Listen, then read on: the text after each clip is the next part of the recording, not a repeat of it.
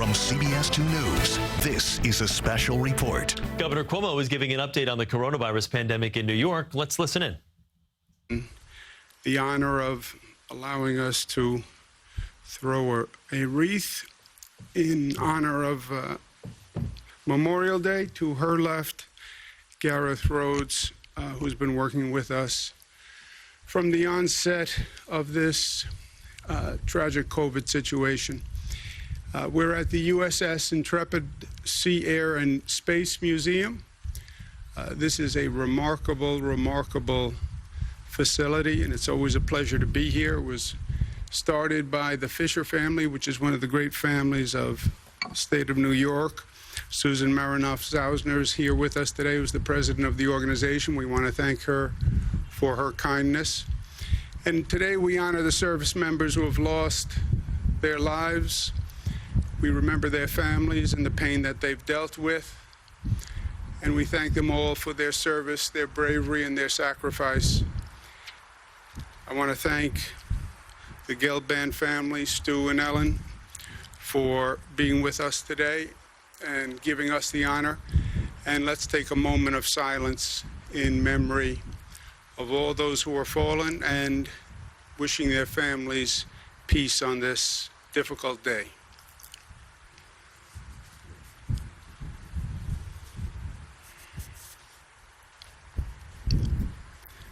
Thank you. This is the USS Intrepid. I've been here a number of times. Every time I come, I learn something else. Remarkable history itself. Launched in 1943, over 30 years of service. Served in World War II, the Cold War, Vietnam War. It really is a phenomenal walk through history. Visiting this great ship, 250 Americans who served on board lost their life while they were serving on this ship, and that brings home the message of today. President Kennedy was speaking about Memorial Day and giving thanks to those who served and who made the ultimate sacrifice, but he reminded us that as we express our gratitude, never forget that the highest appreciation is not about uttering the words, but to live them. That is the greatest acknowledgement of the sacrifice that has been made, to carry it forward. And this Memorial Day, I think it's especially poignant and powerful when this country is going through what it's going through. And we know something about loss because we're living it again. Over 100,000 Americans will lose their lives to this COVID virus. How do we honor them? We honor them by growing stronger together. And during these times, there are so many Americans who have really risen to the challenge, done more than anyone could ask, more than anyone could expect. And we want to make sure that we remember them and we thank our heroes of today. And they're all around us, and they did extraordinary service to allow us to continue doing what we're doing. I can just imagine the responsibility of a chief executive who has to call men and women into war and how they deal with that responsibility. I know that I feel a grave responsibility to our frontline workers, our essential workers, who understood the dangers of this COVID virus, but went to work anyway because we needed them to. We needed the nurses and the doctors to perform phenomenal service in the hospitals. We needed the police, the fire department, the EMS to show up.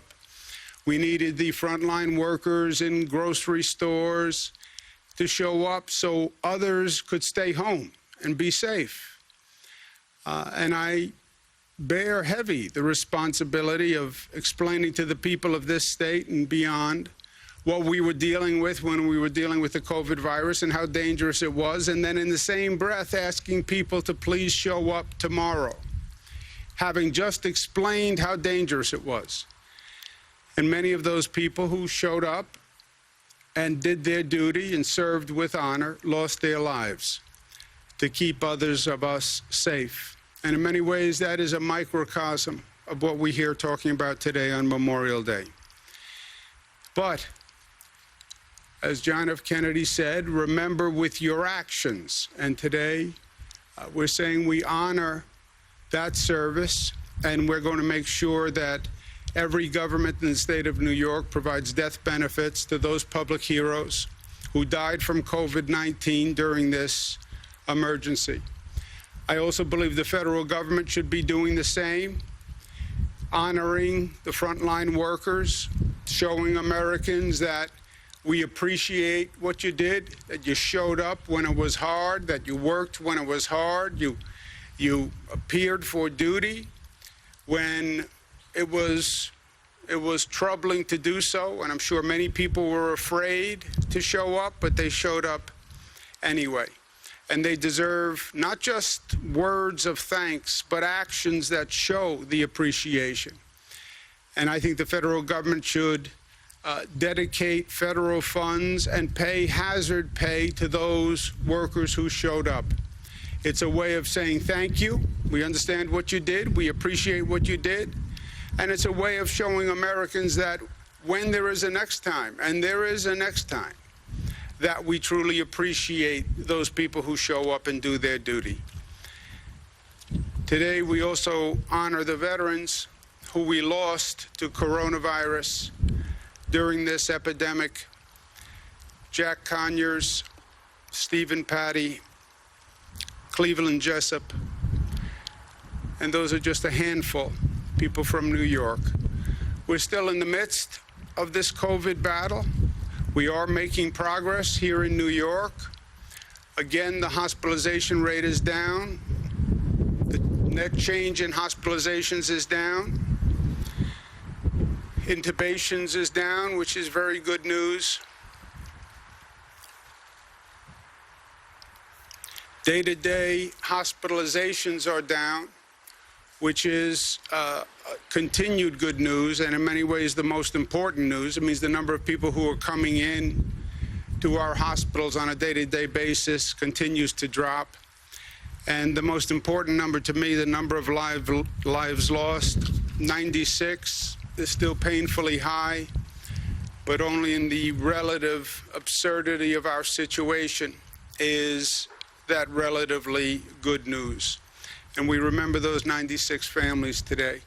John F. Kennedy's words of appreciation were echoes of the thoughts of Abraham Lincoln after thanking those who lost their lives in the Civil War. It is for us, the living, to be dedicated here to the unfinished work that they have thus far so nobly carried on. It's about the unfinished work. That's what Abraham Lincoln said. That's what John F. Kennedy said. That's what almost every great leader of this country has said. It's about dedicating ourselves to the unfinished work.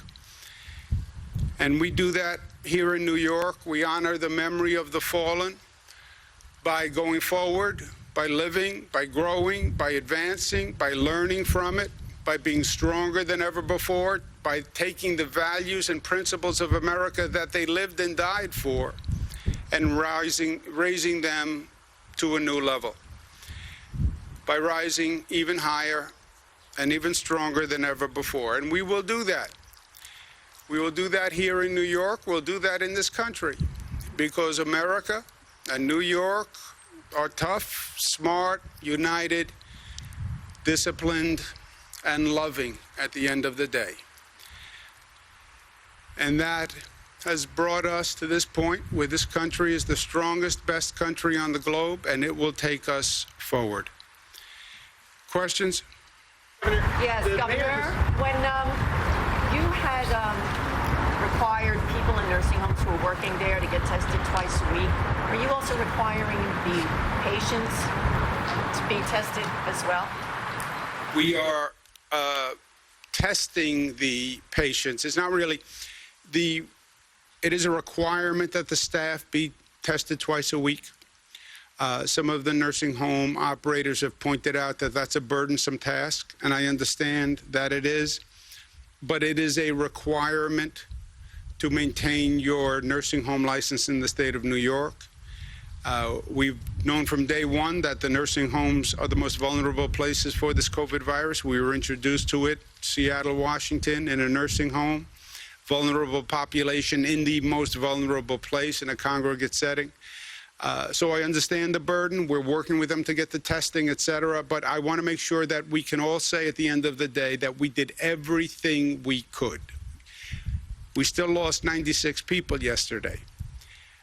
God and Mother Nature has a hand in this, but we did everything we could. They got the best hospital care, the best nurses, the best doctors, and still we lost 96 people. I want to make sure we can say that all across the board, and we can say that about nursing homes. And that's why it is a requirement to test the staff. We're also testing the patients, the residents of nursing homes. I wouldn't call it a requirement, so to, but we are testing all the people in nursing homes. Criteria for that? When would they be tested? They're tested on an ongoing basis. It's happening now. They're tested by nursing home staff, or we have state personnel who are doing the testing. But the whole thing with this virus is to find it early and isolate. And again, nursing homes are the prime breeding ground for this killer. Governor, on the death benefits, is this funded by the state, given the state's finances? I'm sure it's difficult. And who qualifies as a frontline worker on this? Yeah, it's funded. Any public employee who works in the state of New York, whether you're a city employee, county employee, state employee, that local pension fund or state pension fund will pay those benefits. Frontline workers, we have a full list, but they're the people we've been discussing. It's the frontline public health care workers, police workers, EMS workers, fire department workers, the people who showed up. And look, they showed up because I asked them to show up. They showed up because I required them to show up. There's not a transit worker who drove a bus or conducted a train, or a nurse who didn't walk into an emergency room who wasn't scared to death. They knew what we were talking about. I mean, it was enough to shut down society, right? Tell everyone to stay home. But then in the same breath, I say to them, you have to go to work in the morning. It weighed heavily on me, it still does, that I had to ask people to do that, to put their lives literally in danger.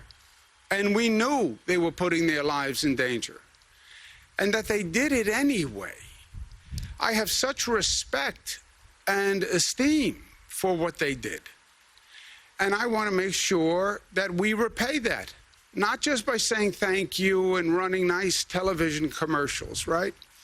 That's why I use the words of JFK and Abraham Lincoln. You want to say thank you, show that you're grateful. Show the respect. And the least we can do, and I would say what we must do, is for their families, those who died from the COVID virus, make sure they get the appropriate death benefits. I know that it's based on numbers, but given the data that you've been looking at, Mayor de Blasio has said that New York City could open sometime around mid-June, which is actually not that far away. Based on the data you're seeing, is that a possibility? You know, Zach, there's only one set of numbers, right? This is not pick your numbers here. We have statewide criteria. They are the same all across the state. And we know where we are on each of those criterion on any given day, and they're posted on the website. So there's one set of numbers, we all know the numbers. The question is, at what point do the numbers drop to the reopening threshold? Now, people can speculate, people can guess. I think next week, I think 2 weeks, I think a month. I'm out of that business because we all failed at that business, right? All the early national experts, here's my projection model, here's my projection model. They were all wrong. They were all wrong. Now, there are a lot of variables. I understand that. We didn't know what the social distancing would actually amount to. I get it. But we were all wrong. So I'm sort of out of the guessing business, right? We watch the numbers. We prepare as the numbers drop So when the number actually hits the threshold, we're ready to go. We just finished that. We're in the midst of that with Long Island, Mid-Hudson region, et cetera. But just, I don't want to guess. There is a letter to you from Staten Island elected officials on that same notion that they've already hit all of your metrics and that they're asking you to separate them out from the other 4 counties of New York City. Would you consider doing that? Yeah, but then what you would have to say is Staten Island is a place unto itself, right? And I understand the Staten Island mentality, and I love Staten Island, and I have a lot of friends there. But it's not a place unto itself for this purpose. If you live on Staten Island, you very well may be working in Manhattan. You're traveling through the New York City area. So Staten Island is part of New York City. Queens is part of New York City. Brooklyn's part of New York City. Bronx is part of New York City. I get that sometimes every borough would like to secede and be its own place. I understand. Sometimes I would like to take the state of New York and secede and just not have to deal with the federal government. So I get it. I get it. But Staten Island just practically is still part of New York City. And that's the region in which the infection would spread. A quick follow-up. The state dashboard shows an uptick in hospitalizations in central New York and in the Finger Lakes regions. To what degree do you attribute that to reopening in those regions, and how concerned are you about it? Yeah, first of all, the numbers do bounce. And when we reopen, it would be, you could expect an uptick. I like to make the point that it's not necessarily determined that you will have an uptick. It's contingent on how people act and what people do. But increasing gatherings, increasing activity, you will increase the infection rate. It does bounce anyway. Where we've seen the uptick in hospitalizations, I don't believe factually that could be linked to the reopening because it's too fast. If you get the virus today, the virus takes a couple of days to incubate. You then start to have some symptoms. You might feel ill to stay home, or you might not. If you feel ill to stay home, you'd be home for a few days. But it's like 10 days until you'd even think of going into the hospital. And that does not sync up with the reopening. It was too fast. Governor, I'm sure you can hear behind you, car traffic is picking up. Naturally, people are going to be a little afraid to get back on the subway despite the disinfecting. Congestion pricing was supposed to start up in January. I wanted to see if that is still at all on track, if you still want that in place. Congestion pricing, the big hurdle there is approval by the federal government, which actually has nothing to do with this entire COVID situation. Legally, some of the roads are federal roads, which then gives them the right to have to approve the congestion pricing plan. There have been many conversations with them about the pricing plan, but they have not yet approved it. So put COVID aside and everything else aside. You need federal approval, and we haven't gotten the federal approval yet. Now, why they wouldn't give us the federal approval is beyond me, which comes back to the possible, what if New York would have secede point, which we can't do, but it's nice to think about.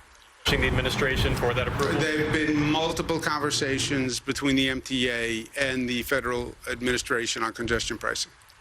What do you think of when you see pictures? I'm sorry. What do you think of when you see pictures of people in the Lower East Side, the Upper East Side, gathering without their masks in front of bars or restaurants, and even some of these other pictures in the country where there's mass gatherings, and pools, and beaches, and no social distancing? Yeah, look, I'm a native-born New Yorker, as you know, so I was sort of born blunt. It is just the way of the place. And on the facts, you can reopen, you can increase activity without increasing virus spread. Be smart. I talk about the masks, and I'll talk about the masks until I am blue in my face because they work. They work. It is still inconceivable to me that the frontline workers have a lower infection rate than the general population. The nurses and doctors who were in an emergency room have a lower infection rate than the general population. The transit workers driving the subways have a lower infection rate than the general population. The police have a lower infection rate than the general population because they use the PPE. It works. Why you wouldn't use it? There's no legitimate, rational explanation. Well, I don't like the way it looks. You know what? Paint something on the mask, right? Get a new color. You know, you can get a designer mask. It's such a, the opposition is so trivial and nonsensical relative to the risk. You could get sick. You could make somebody else sick. Even if you think you're a Superman or Superwoman, you could bring the virus home and get someone sick and it winds up killing them. So it's not smart. It's not smart. My colleague, Melissa DeRosa, said yesterday, it was stupid. That's another way of saying not smart, sort of the hyper New York way of saying that. Takes less words. But yeah, so that more people are ignoring or declining to wear a mask and ignoring social distancing because they see the numbers go down and they just think, oh, okay, it's all better now. yeah, the number goes down until you go out and don't do the PPE and don't do the mask, and then the number will go up. And who's going to determine what happens to the number? The person in the mirror determines that number. You tell me what people do today, I'll tell you what the infection rate is 3, 4, 5 days from now. And if they're not smart, the number will go up, and then we'll have to slow down the reopening, which is what you're seeing all across the country, by the way. Our number's going down. The rest of the country, the number's going up. Why? Because they never took it seriously. Reopen too fast, reopen without monitoring, reopening without controls, the number goes up. And they haven't even looked at the history on this. I know history isn't cool anymore. I like to talk about history, and some people point out that, you know, nobody really cares what happened 100 years ago. I get that. But sometimes you pick up a little hint.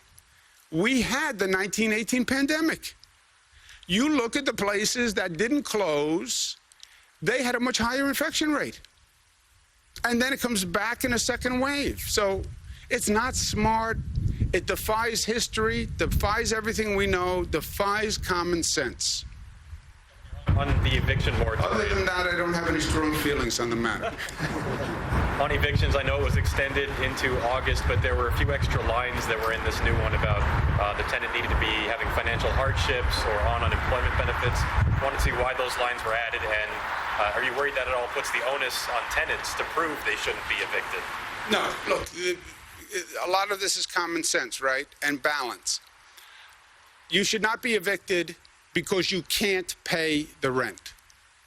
And that's the executive order, and that's true through August. So rent, I wanted to take rent off the table for people, all right?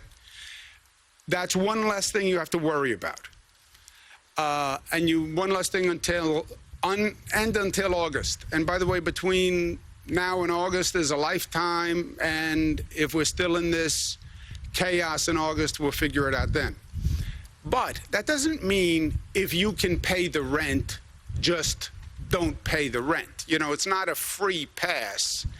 It's you didn't pay the rent because you can't pay the rent because there's a COVID-related financial hardship. You have to be in a position where you can't pay. For that?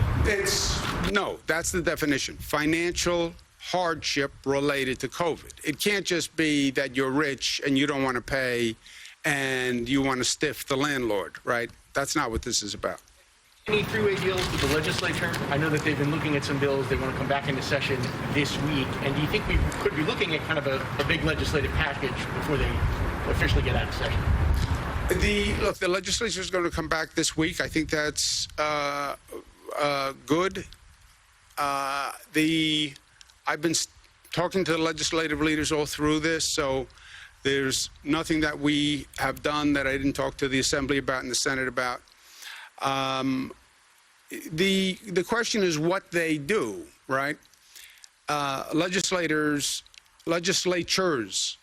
tend to spend money, right? That's basically the power of the purse. The problem in this situation is we don't have any money. We have a $13 billion deficit.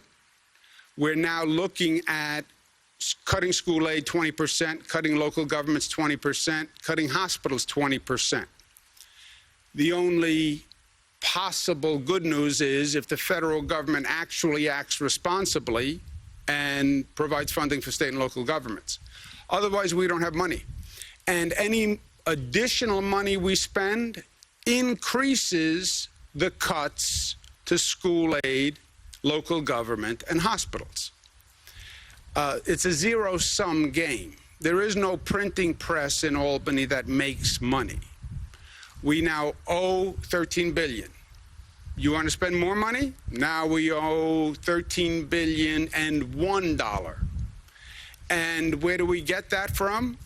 From cuts to schools, education, et cetera. So that's the context in which they're operating. There are a lot of good things I would like to do. I would like to get more money to food banks right now. I would like to do more, frankly, for the frontline workers right now. There's a lot of good work that you could do now, people who need help. But it all takes money, and we don't have it. And the trade-off is that money is going to come from additional cuts in school aid, and additional cuts to hospital, and additional cuts to local governments, which fund police, fire, et cetera, which are the last people who should be cut.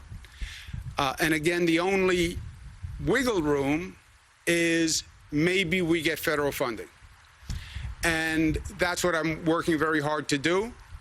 But otherwise, this is all going to be how much we cut really essential services in the state, and I wouldn't make that any worse. Revenue neutral bills they're looking at? Yeah, revenue neutral is great. Then it just has to be smart. Thank you very much. Thank you. You've been watching Governor Cuomo give an update on the coronavirus outbreak in New York. We're now going to return to regular programming on CBS 2 for extended local coverage. Stick with our streaming service, CBSN New York. I'm Chris Raggi. This has been a special report from CBS 2 News. We now return to our regular programming.